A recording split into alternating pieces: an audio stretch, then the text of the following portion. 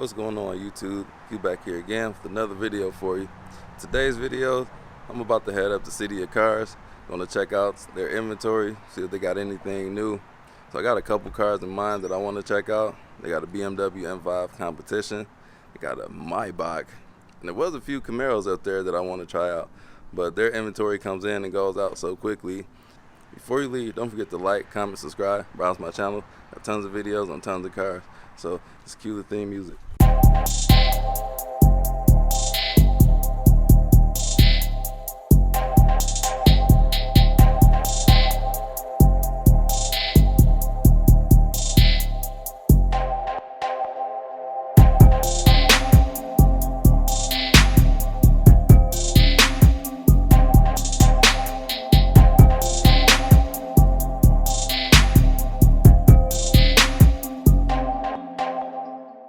Cold start on the 2019 Mustang GT350 with the Corsa X-Pipe.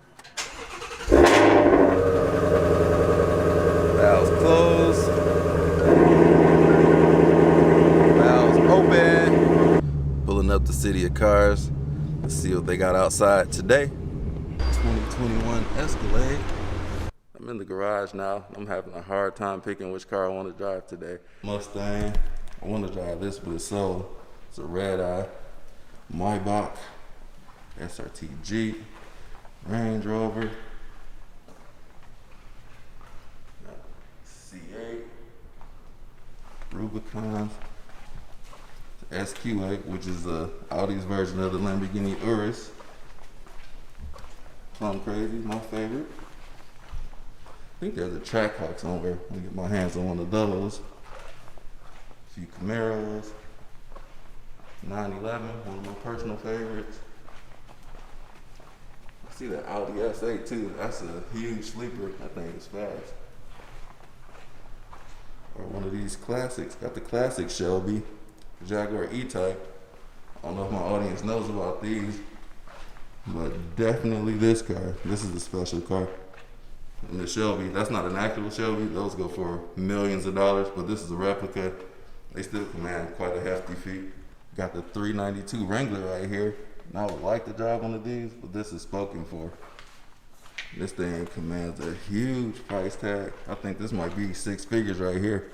After like an hour of choosing between the cars, I ended up going with the Ford Raptor. So I'm going to be driving the 2017 Raptor. So it's the F150. I did the TRX here. Now I want to go back and do the F150 Raptor. So it has the twin turbo 450 horsepower EcoBoost engine. So I'm just intrigued to see why people are so interested in these things. So me personally, I'm not a truck guy, but I can always appreciate a good car, well built, and something that enthusiasts are into. And this has a huge following. And now that the TRX is out, they're about to be going back and forth between Ford and Dodge. First things first, those butt coolers got to be on. Skip all of that. Turn the volume down. Big giant shift lever here. Huge thank you to City of Cars. Don't forget to check out their website at cityofcars.com. Without them, this video wouldn't be possible. Let me set the camera down and do some revs on this exhaust.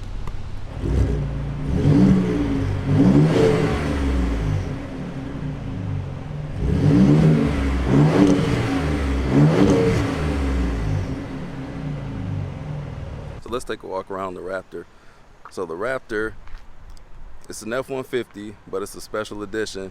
It's more so for off-roading. Baja, to be more specific, that's like when you go through the sand dunes and do that sand kind of stuff. I'm not going to be doing that today because I have no idea where that kind of stuff is. If you notice, the fenders are a lot wider than your standard F-150. You can tell in the lights right here, like there's a lot of extra body right there. So I believe it's like 3 inches wider than the standard F-150. So let me show you guys that. The standard F-150, you can see it's like much thinner in this area by the lights. So the fenders don't poke out as much. So the way you can spot a Raptor from a regular F-150, the main giveaway is the grille. And they look like this. Now notice that they have these amber color lights in the grille as well. And then the front bumper is like higher because it's an off-road truck. The beefy tires as well, like It's a lot of sidewall. That's in the beefed up suspension. It can travel while you're off-roading. These fenders are the big giveaway. That's how I notice a Raptor at first glance.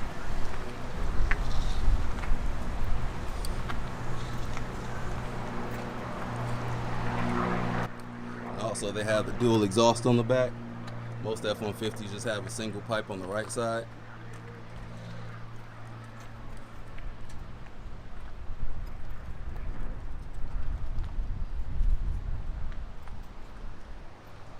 This one even has hood vents. I never noticed that until now.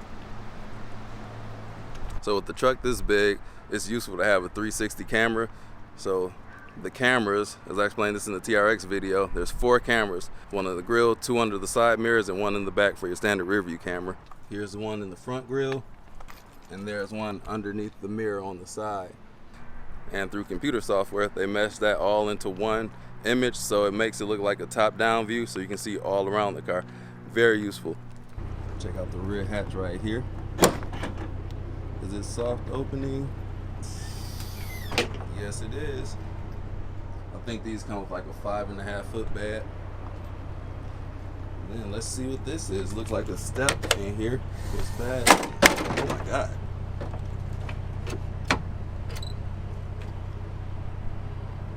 It's like a step for the bed.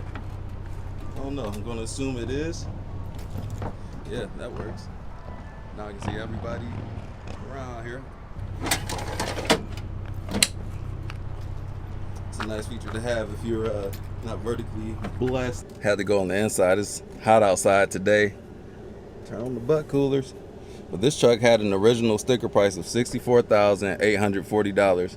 So it has the 802A equipment package, which is a hefty option. It retails at about $9,000, $9,300 to be exact. And that comes with a lot of niceties. So you get the power sliding rear window back there.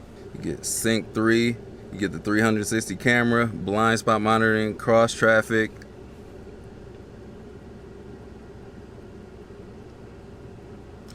Your LED box lighting. And you get the lighting underneath the side windows, which is too bright to see right now. You get the trailer backup assist, which I've tested that out working at these automotive companies before, and that makes backing up into a trailer so easy. So another option it has, which is $1,200, is the power moonroof or the panoramic. This thing is huge. See how I open this thing?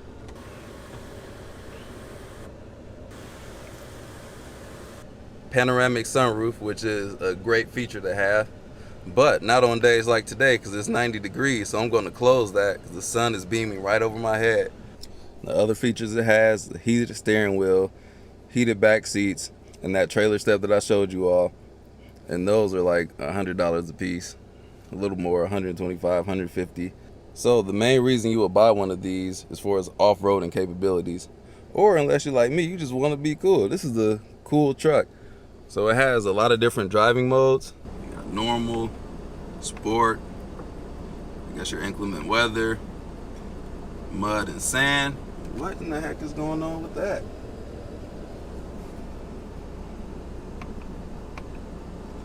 Baja mode and rock crawl, but you got to put that in 4x4 low to initiate that. For me, I'm going to be driving in sport mode because that's my preferred style of driving. I'm not a truck guy like I mentioned earlier, so I just really want to see what it is about these things that people love. So that's what I'm hoping to find out today. Got quite a few physical buttons here, which makes it easy to navigate around here. It has this camera button up here. Let's see what that does. Oh, you don't have to be in reverse to get the rear view camera, which is a nifty feature to have. And this is the front camera. So like if you're parking in the garage and you don't want to hit a wall, you can turn that on to see how close you are going. So before I start driving, I'm just going to go over the practicality of this thing. And it's a truck, so it's huge. So that goes without saying, but it's got storage galore. Huge center console down there. Oh my God, it's Raptor everything in here. What is all this? Whoa. I can literally fit my whole arm in this thing. Like that's crazy. And climbing into the back seat. There's all kinds of room back here too. Like I can cross my legs. This is another one of those trucks that can do everything. Another vehicle that can do everything. But I'm mostly interested on how this thing drives. So this has a 3.5 liter EcoBoost. So I'm interested to see how that works in a car this big, because there was a notion that big vehicles shouldn't have boosted turbos because there's like a strain on the engine, and a vehicle this big, and this thing weighs over 5,000 pounds, probably even 6,000 pounds. So that would strain the engine. But this was like one of the first mass-produced trucks with that kind of engine, like a small turbo engine. And Ford, they sell more of these than any of them, even the V8s. On these seat belts, they actually have, if you ever see seat belts like this, these wide seat belts, they inflate in an accident. So they're like an airbag built into the seat belt. This thing is loaded to the gills as well. Got memory seats, auxiliary buttons up here. You can hook up things like winches, extra lights. And then we have paddle shifters. I'm interested to see how these work. Yeah, that feels metal. Oh wow. You buckle up for safety and finally see what these Raptors are about. All right, here we go. I'm in sport mode.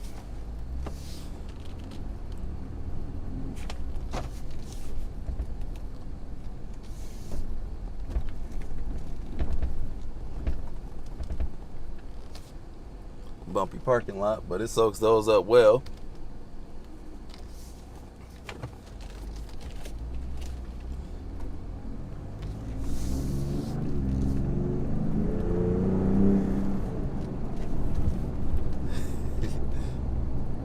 I can see where the get up and go is.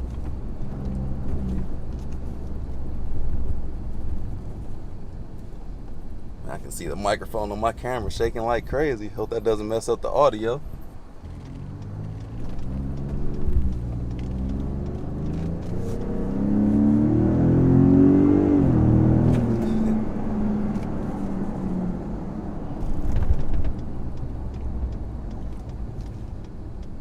It moves. So initially, comparing this to the TRX, I feel like the TRX is better dampened for daily drivability. Not that this is bad in any way, shape, or form, but just looking at my camera just shake like this, I'm like, man, oh crap, light is green.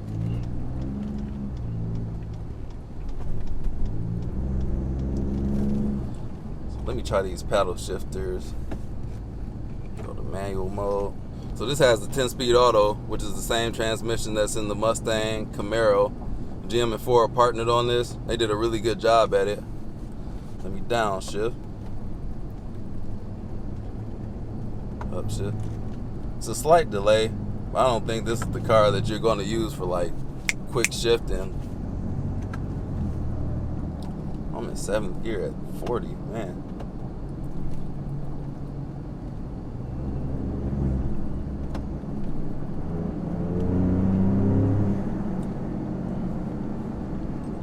So while I'm doing this Raptor, the new Raptor should be releasing soon. And then there's going to be a Raptor R, which will have a V8 in there. And is rumored to have a supercharged V8, same as the Shelby Mustang GT500. Taking off again, floor. Oh, tires got a little loose. Transmission didn't really know where it wanted to be. Let me go back to manual mode. 3rd gear now. Let me drop it down to 2nd.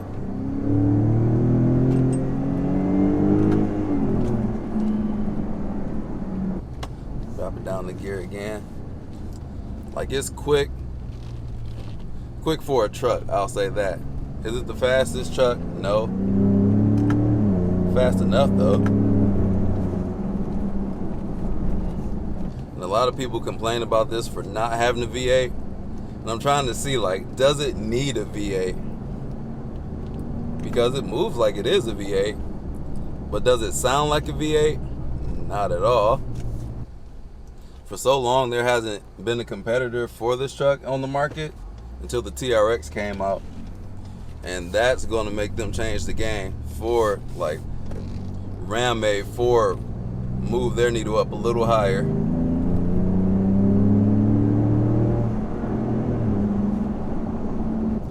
Ram is really making Ford move their bar a little further, just because for so long there hasn't been any competition, so Ford didn't have to change much at all.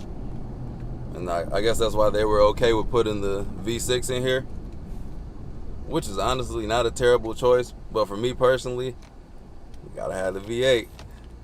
But looking at Ford from a business perspective, I definitely see why they did it. It's cheaper to produce these engines, and this is their most profitable vehicle. And if they're selling 200,000-300,000 of these a year, and mostly with the EcoBoost engine, their profit margin just goes even bigger. So that's using their smart. So I understand why they did it.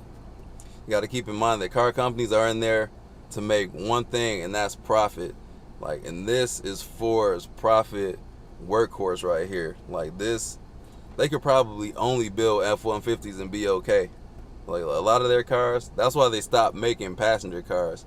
Taurus, Fusion, Focus, Fiesta, they only make the Mustang right now. And they can stay afloat with just SUVs. Probably the F-150 alone, if we're being honest. So let me start this thing off in manual mode again.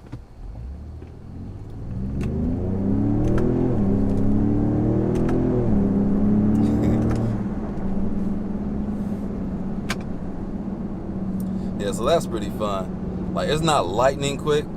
Speaking of lightning, that's coming out. F-150 Lightning. That'll be interesting to see.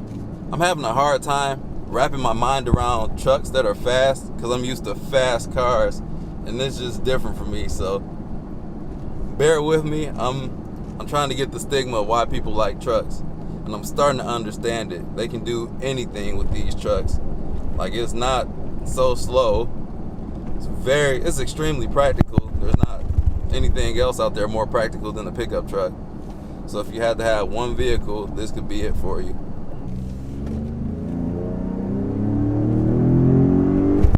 Oh man, that was a hard shift. I didn't like that.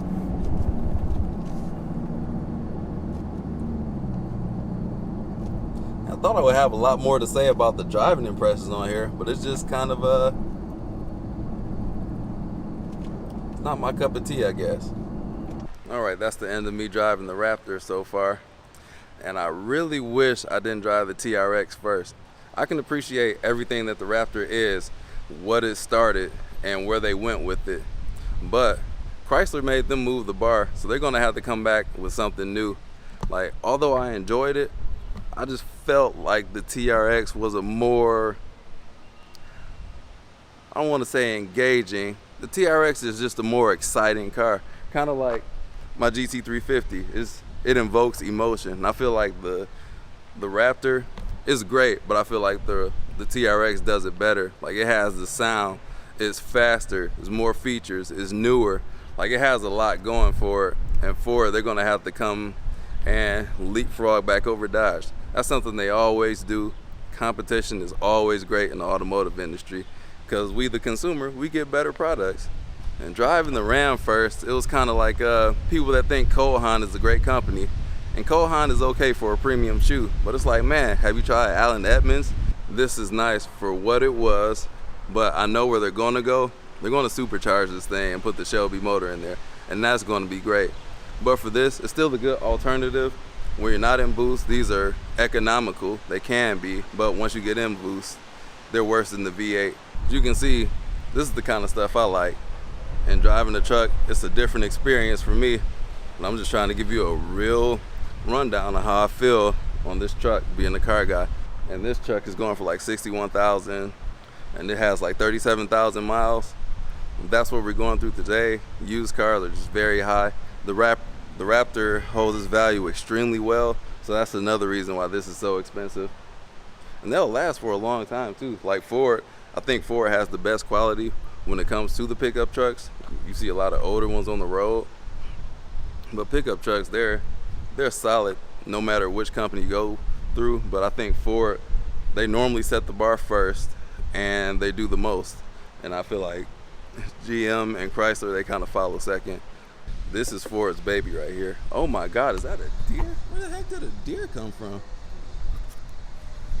Why is there a deer in the parking lot? So looking at some pros, Like I think this would be more capable off-roading because it's not as big as the TRX. The TRX sits higher and it's just bigger. And like with that much power, like you don't want to be like shooting rocks all behind you. Like that's way too much power for what I feel these are intended for. Like especially like behind, like is that a word? But like would you really go 150 doing that? Like these don't have a low center of gravity because they're still trucks. So they aren't intended to be doing these high maneuvers. So I feel like the F-150 is smaller and you can maneuver these better on like rock trails and things like that, because smaller is better, like especially if you're like in the woods or something with a lot of trees and brush. You don't want to be that massive. So let me know in the comments below why you would choose the Raptor over the TRX. I'm just curious to know, not knocking you for that. I just want to know your opinion, so write that in the comments below. But I hope you guys enjoyed this.